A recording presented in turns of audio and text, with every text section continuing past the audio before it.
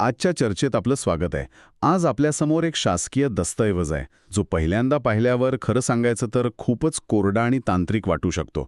हा दस्तऐवज आहे नानाजी देशमुख कृषी संजीवनी प्रकल्पांतर्गत शेतकऱ्यांसाठी गोदामं बांधण्याच्या योजनेबद्दल. पण या नियमांच्या आणि आकड्यांच्या मागे मला वाटतं एक खूप मोठी गोष्ट दडलेली आहे. ती गोष्ट म्हणजे शेतकऱ्याला त्याच्या मालाचा खरा मालक बनवणं. आज आपण या कागदपत्रांच्या खोलात शिरून हे समजून घेणार आहोत की एक साधं गोदाम शेतकऱ्याच्या आयुष्यात आर्थिक क्रांती कशी घडू शकतं आणि हे गोदाम मानण्याची प्रक्रिया इतकी किचकट का ठेवली आहे. चला मग याचा सखोल आढावा घेऊया. अगदी बरोबर. आणि याची सुरुवात होते शेतकऱ्यांच्या मूळ दुखण्यापासून. या दस्तऐवजात सुरुवातीलाच त्याचा उल्लेख आहे. कमी जमीन, बदलते हवामान आणि सगळ्यात महत्त्वाचं म्हणजे व्हॅल्यू चेन किंवा मूल्य साखळीमध्ये शेतकऱ्याचं स्थान अगदी तळाला असणं. या सगळ्या समस्यांवर मात करण्यासाठी शेतकरी उत्पादक कंपन्यांना म्हणजे FPCsना एकत्र आणून त्यांना सक्षम करणं हा या प्रकल्पाचा आत्मा आहे. आणि गोदाम उभारणी हे त्याच दिशेने उचललेलं एक अत्यंत महत्त्वाचं पाऊल आहे. ठीक आहे, मग सुरुवातीपासून सुरुवात करूया. गोदाम का हवं याचं कारण या कागदपत्रात दिलं आहे. पहिलं उद्दिष्ट तर अगदी सरळ सोपं दिसतंय. पीक काढल्यानंतर होणारी नासाडी थांबवणं. आपल्याकडे खूप मोठ्या प्रमाणात धान्य आणि फळं भाजीपाला योग्य साठवणूक नसल्यामुळे वाया जातो. हो, पण खरंच सामर्थ्य दडलंय ते दुसऱ्या उद्दिष्टात. ते म्हणजे बाजारातल्या भावांच्या प्रचंड चढ उतारांपासून शेतकऱ्याला वाचवणं. तुम्हीच विचार करा, जेव्हा हंगामात सगळ्यांचा माल एकदम बाजारात येतो तेव्हा काय होतं? आवक वाढते आणि भाव कोसळतात. हो, शेतकऱ्याला अक्षरशः कवडीमोल भावाने आपला माल विकावा लागतो. आणि काही महिन्यांनी जेव्हा बाजारात मालाचा तुटवडा असतो तेव्हा भाव गगनाला भिडलेले असतात, पण त्याचा फायदा शेतकऱ्याला नाही. तो व्यापाऱ्याला मिळतो. अगदी, तो व्यापाऱ्याला मिळतो. म्हणजे गोदाम शेतकऱ्याला वेळेवर विकण्याऐवजी योग्य वेळेची वाट पाहून विकण्याचं स्वातंत्र्य देतं. तो भाव वाढण्याची वाट पाहू शकतो. अगदी. आणि इथेच या योजनेचा तिसरा आणि चौथा मुद्दा येतो, जो मला वाटतं सगळ्यात क्रांतिकारी आहे. गोदाम पावती योजना आणि बाजार जोखीम निवारण व्यवस्था. हो, हे शब्द थोडे जड वाटतात. हो, पण याचा अर्थ खूप सोपा आहे. गोदाम पावती म्हणजे वेअरहाऊस रिसीट. म्हणजे हे फक्त धान्य साठवायचं ठिकाण नाहीये, तर शेतकऱ्याच्या हातातलं एक काय म्हणू ATM कार्ड किंवा एक आर्थिक मालमत्ता बनू शकतं. अगदी अचूक शब्द वापरला. हेच या योजनेचं खरं सामर्थ्य आहे. आत्तापर्यंत शेतकऱ्याचा माल ही फक्त विकण्याची वस्तू होती. या योजनेमुळे तो एक बँकेबल ॲसेट बनतो. Bankable asset. म्हणजे शेतकरी आपल्या गोदामात ठेवलेल्या मालाची पावती बँकेत जमा करून त्यावर कर्ज घेऊ शकतो. अच्छा. त्याला सावकाराकडे किंवा व्यापाऱ्याकडे हात पसरायची गरज नाही. त्याच्या मालावर त्याला अधिकृतपणे भांडवल उभं करता येतं. यामुळे ग्रामीण अर्थव्यवस्थेला एक औपचारिक आणि संघटित स्वरूप मिळतं. वा, म्हणजे का हवं हे तर स्पष्ट झालं. पण आता कसं, या भागाकडे येऊया. कारण कागदपत्रांची यादी पाहिली की थोडा धसका भरतो. गोदामाचा आराखडा, खर्चाचं अंदाजपत्रक, बँकेचं कर्ज मंजुरीपत्र, ग्रामपंचायतीचा ना हरकत दाखला, जमिनीचा बोजारहित 7/12 ही यादी संपतच नाहीये. इतके नियम आणि अटी का? हा प्रश्न खूप स्वाभाविक आहे. आणि ही प्रक्रिया मुद्दामच इतकी सविस्तर आणि कठोर ठेवली आहे. याची दोन मुख्य कारणं आहेत.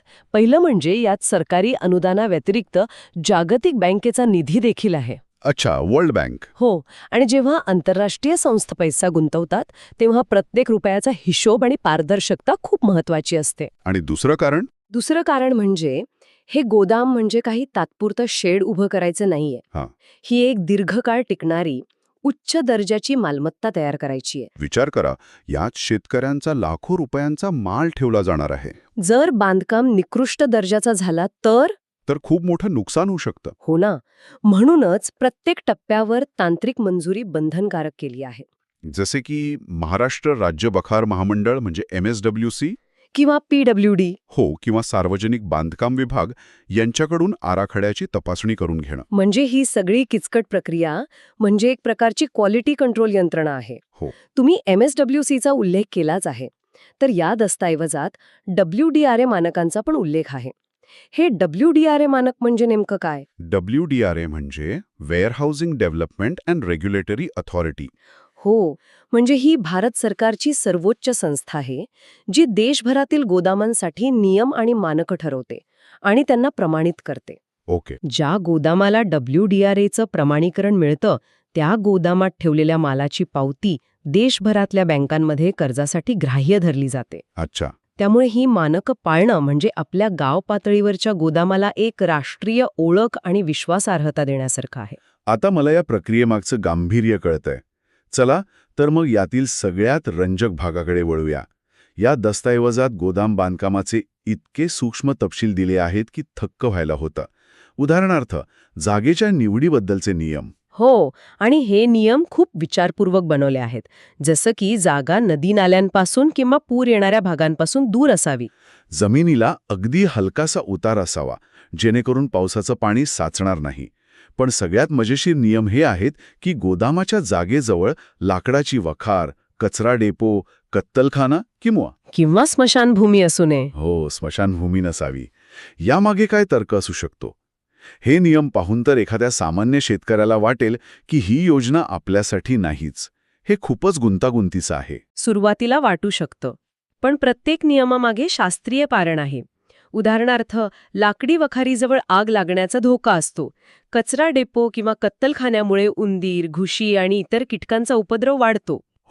जे धान्यासाठी अत्यंत धोकादायक आहे. बरोबर. आणि जागेवरून हाय व्होल्टेज वीज वाहिन्या जाऊ नयेत, हा तर सुरक्षेचा नियम आहे. म्हणजे प्रत्येक नियम हा भविष्यात होऊ शकणारं संभाव्य नुकसान टाळण्यासाठी बनवला आहे. आणि गोदामाच्या प्रत्यक्ष बांधकामाबद्दल काय? यात भारतीय मानक संस्थेच्या कोडचा उल्लेख आहे. आकड्यांमध्ये न शिरता सांगायचं झालं तर एका आदर्श गोदामाची रचना कशी असावी असं यात म्हटलं आहे. यात प्रत्येक गोष्टीचा विचार आहे. उदाहरणार्थ, धान्याच्या थप्प्यांमध्ये किंवा पोत्यांच्या रचनांमध्ये ठराविक अंतर सोडायला सांगतात.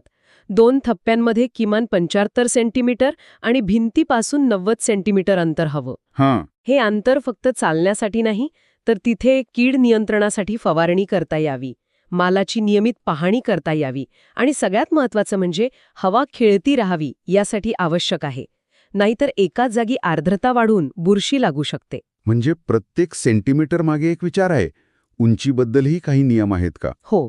तळवटापासून छताच्या लोखंडी कैचीच्या खालच्या भागापर्यंतची म्हणजे ट्रस बॉटमपर्यंतची उंची किमान 5.60 मीटर असावी. म्हणजे जवळपास 18-19 फूट. हो. या उंचीमुळे मालाच्या थप्प्या व्यवस्थित लावता येतात आणि उष्णता छताजवळ जमा होते, धान्यापर्यंत पोचत नाही. इतकंच नाही तर कोणत्या धान्याचे किती पोत्यांचे थर लावावेत हेही ठरलेलं आहे. साखरेचे 24 थर तर गव्हाचे 16 थर. अच्छा. यापेक्षा जास्त थर लावल्यास खालच्या पोत्यांवर दाब येऊन दाणे फुटू शकतात.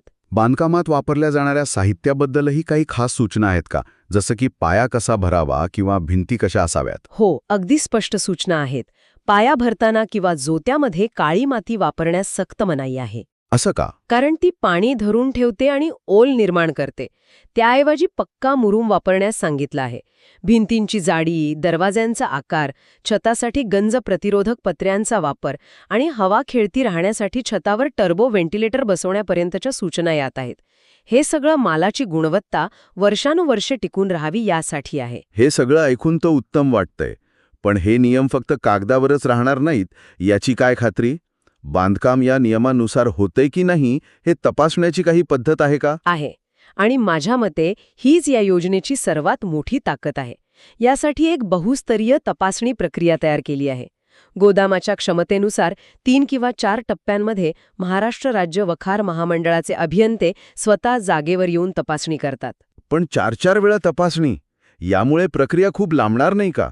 एका शेतकरी गटासाठी हे खूप किचकट आणि वेळखाऊ ठरू शकतं. उत्तम प्रश्न आहे. सुरुवातीला तसं वाटू शकतं. पण विचार करा, आपण जसं स्वतःचं घर बांधताना प्रत्येक टप्प्यावर पाया, भिंती, स्लॅब इंजिनियरकडून तपासून घेतो, तशीच ही प्रक्रिया आहे. हो, बरोबर. कारण एकदा बांधकाम चुकलं की ते दुरुस्त करणं जवळपास अशक्य असतं आणि खर्चिकही.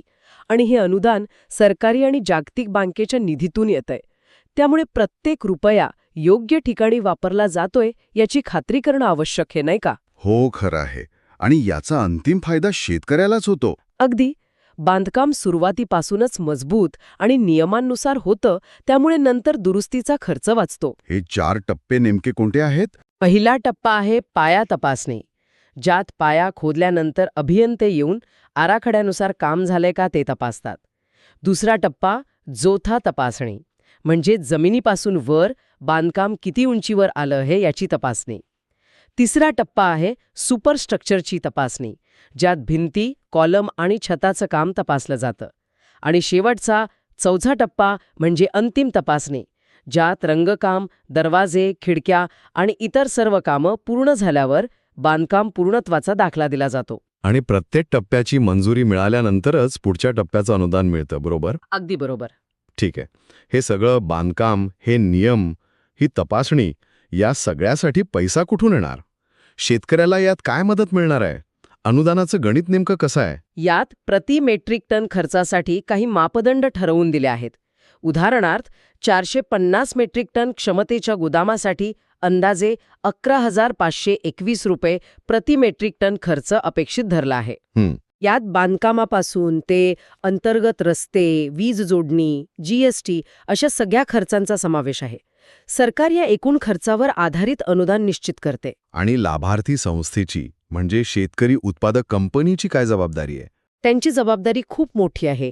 आराखडा बनवण्यापासून ते पात्र कंत्राटदार निवडण्यापर्यंत आणि प्रत्येक टप्प्यावर अभियंत्यांना बोलून तपासणी करून घेण्यापर्यंत सगळी प्रक्रिया त्यांनाच पार पाडावी लागते. यात एक नियम माझ्या वाचनात आला जो खूप महत्वाचा वाटला. कोणता? मुख्य कंत्राटदाराला काम दुसऱ्या छोट्या कंत्राटदाराला म्हणजे सबकॉन्ट्रॅक्टरला देण्यास पूर्णपणे बंदी आहे, असं का? कारण अनेकदा कामाचा दर्जा घसरतो तो सबकॉन्ट्रॅक्टिंगमुळेच.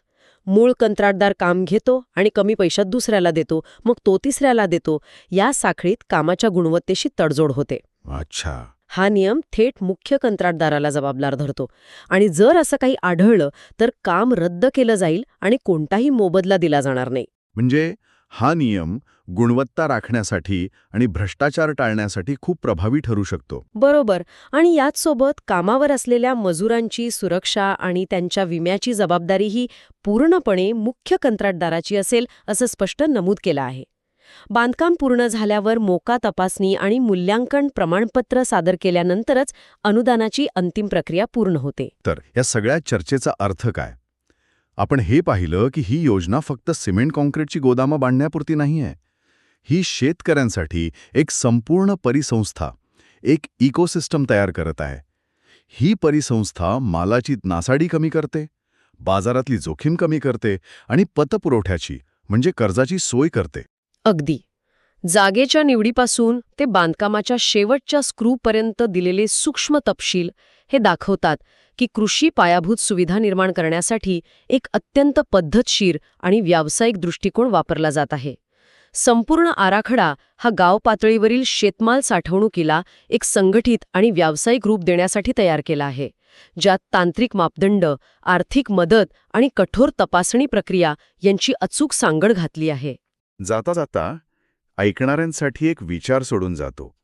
या मार्गदर्शक सूचनांमध्ये आपण पाहिलं की भौतिक पायाभूत सुविधांवर म्हणजे गोदामांच्या इमारतीवर खूप भर दिला आहे. पण आपण हेही पाहिलं की गोदाम पावती योजनेमुळे एक अदृश्य पण तितकीच मजबूत आर्थिक पायाभूत सुविधा देखील निर्माण होत आहे. यातून एक महत्त्वाचा प्रश्न निर्माण होतो, जेव्हा शेतकऱ्याच्या गोदामातील धान्य हे बँकेसाठी सोन्याइतकंच तारण ठेवण्यायोग्य किंवा बँकेबल होईल, तेव्हा ग्रामीण भागातील कृषी कर्ज आणि विमा क्षेत्राचं स्वरूप कसं बदलू शकेल? कोणती नवीन आर्थिक उत्पादनं आणि सेवा उदयास येऊ शकतील? विचार करण्यासारखी गोष्ट आहे.